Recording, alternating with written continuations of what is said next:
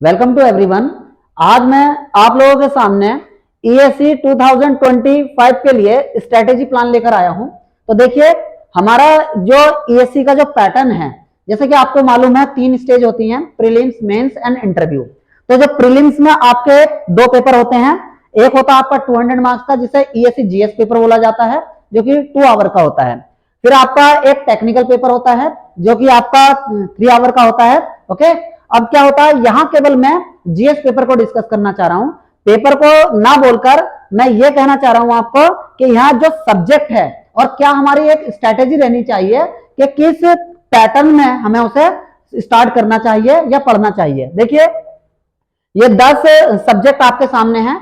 अब देखिए क्या है इसमें, सबसे पहले अगर मान लीजिए आपकी ब्रांच क्या हो सकती है, जनरली इलेक्ट्रिकल और EC, then mechanical and civil, ये आपकी ब्रांच हो सकती है। इन 4 ब्रांच के लिए एलिजिबल हैं ईएससी का पेपर देने के लिए। अब देखिए क्या है, सबसे पहले आपकी ब्रांच कोई सी भी है इन चारों में से, सबसे पहले आप ये 3 पोर्शन कवर करने हैं। ठीक, ये 3 पोर्शन सबसे ज्यादा इंपॉर्टेंट है पूरे आपके जीएस पेपर में। अब देखिए, इन्हें मैं क्यों पहले करने के लिए बोल रहा हूं, engineering mathematics and aptitude and material science, ये तीनों ही मिलाकर किसी भी साल का अगर एवरेज निकालते हो आप तो 60 मार्क्स से कम नहीं है। ओके, हालांकि अगर मैं 24 की अगर बात करूं, जो भी रिसेंटली पेपर हुआ है, तो उसमें engineering mathematics and aptitude he 60 marks का पूछा गया है। ओके, तो सबसे पहले हमें इंजीनियरिंग मैथमेटिक्स एंड एप्टीट्यूड इन दोनों को कवर करना है, देन मटेरियल साइंस। उसके बाद देखिए क्या होता है, जैसे कि अगर कोई इलेक्ट्रिकल बैकग्राउंड से है या ईसी बैकग्राउंड से है, मींस उसकी ब्रांच इलेक्ट्रिकल या ईसी है, तो उसके लिए वो आईसीटी से स्टार्ट कर सकता है। मतलब इन 3 को करने के बाद वो आईसीटी से स्टार्ट करें, आईसीटी को करना स्टार्ट करें।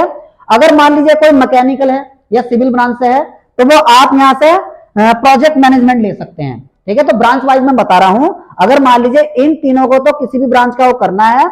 उसके बाद अगर ईसी इलेक्ट्रिकल से है तो आईसीटी इजी पड़ेगा, और अगर मान लीजिए सिविल और मैकेनिकल से है तो प्रोजेक्ट मैनेजमेंट आईसीटी के कंपैरेटिवली उसे इजी पड़ेगा।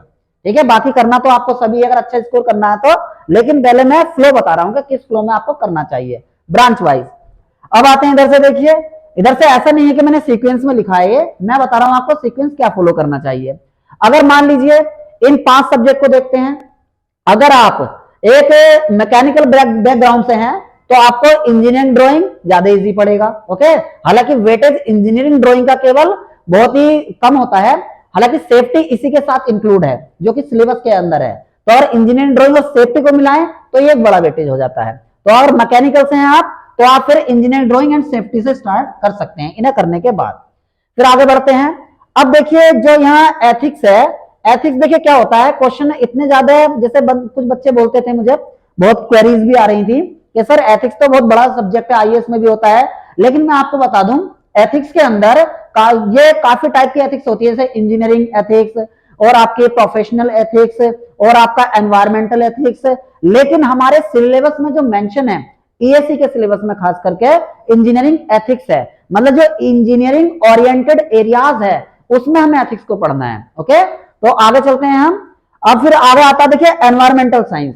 एनवायरमेंटल साइंस किसी भी ब्रांच का बच्चा उतना ज्यादा टफ लगेगा नहीं, क्योंकि ज्यादातर हम इसके टच में रहते ही हैं। पॉल्यूशन, एनर्जीज, जिसमें एनर्जीज में हम पढ़ते हैं conventional, non conventional energy sources, तो बायोडाइवर्सिटी, इकोलॉजी वगैरह, तो उतना ही टफ नहीं पढ़ने वाला। हाँ, थोड़ा वाइड एरिया तो है।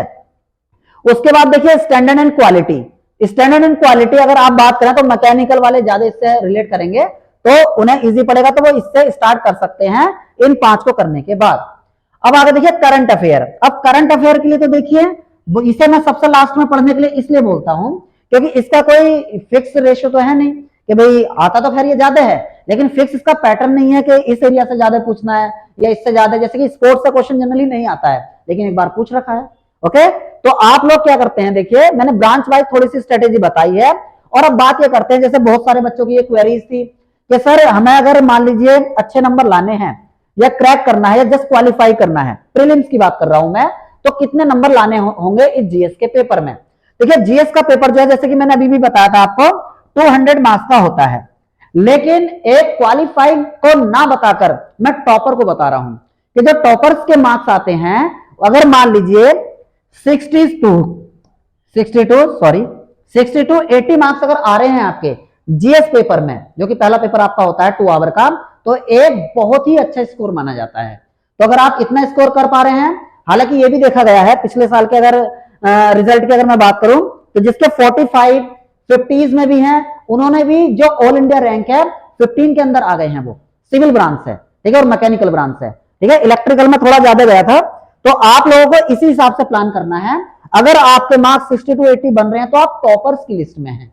अगर मान लीजिए 50 प्लस बन रहे हैं तो तब भी गलत स्कोर नहीं है। आप अगले वाले पेपर में अच्छा स्कोर कर लोगे तो आप फाइनल इंटरव्यू तक पहुंच जाओगे, और इंटरव्यू में अच्छा परफॉर्म करने के बाद फाइनल सिलेक्शन।